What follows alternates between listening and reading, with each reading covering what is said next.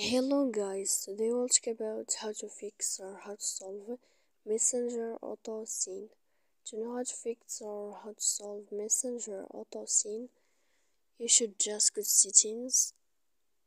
Here in this page, we click apps, default apps, app settings. Then in this list, we'll search about the application of Messenger. When you find this list of app info, you will click on first stop and we click OK. Here we go to click storage.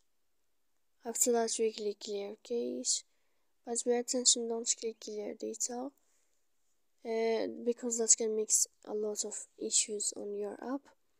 And then click here on your Wi-Fi. You will wait 3 seconds and then you can turn on your Wi-Fi again. So please don't forget to support us by like and subscribe. See you next time.